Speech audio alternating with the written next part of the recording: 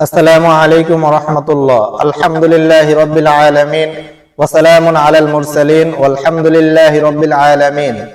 সম্মানিত শ্রোতাবৃন্দ, আজকে আমরা তাফসীরুল কুরআন বিল কুরআনের ধারাবাহিক আলোচনার আল্লাহর গুণাবলী সম্পর্কে সূরাতুল ইখলাসে বর্ণিত যে গুণাবলী রয়েছে তা আলোকপাত করার চেষ্টা করব। ওয়া মা তাওফীকি ইল্লা বিল্লাহ, আলাইহি তাওয়াক্কালতু ওয়া ইলাইহি উনীব।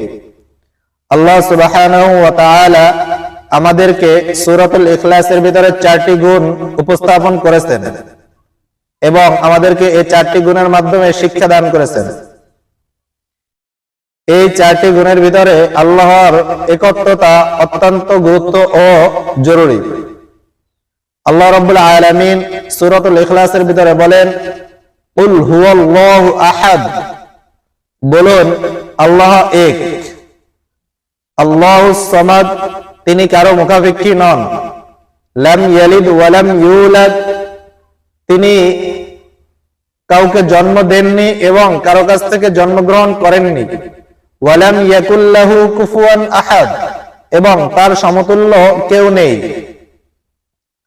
প্রিয় ভাই ও বন্ধুগণ, এখানে সবথেকে গুরুত্বপূর্ণ এবং লক্ষণীয় বিষয় হচ্ছে আল্লাহ রাব্বুল আলামিন তার একত্বতা আমাদের সামনে উপস্থাপন করেছেন। তিনি এক ও অদ্বিতীয়, তার কোনো অংশীদার বা শরীক নেই।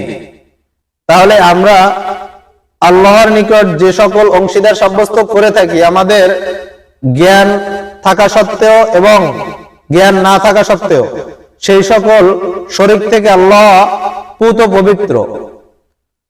তাই আমাদেরকে শিরক থেকে মুক্ত থাকতে হবে এবং আল্লাহর সাথে অংশীদার সাব্যস্ত করা থেকে বিরত থাকতে হবে। আল্লাহ সুবহানাহু ওয়া তাআলা সূরাতুল ইউসুফের 106 নম্বর আয়াতের ভিতরে বলেন, ওয়া মা ইউমিনু আকসারুহুম বিল্লাহ ইল্লা ওয়া হুম মুশরিকুন, অর্থাৎ অধিকাংশ মানুষ আল্লাহর প্রতি বিশ্বাস স্থাপন করে শিরক করা অবস্থায়, অর্থাৎ শিরকে লিপ্ত থাকা অবস্থায় আমরা অধিকাংশ মানুষই আল্লাহর প্রতি ঈমান আনয়ন করি।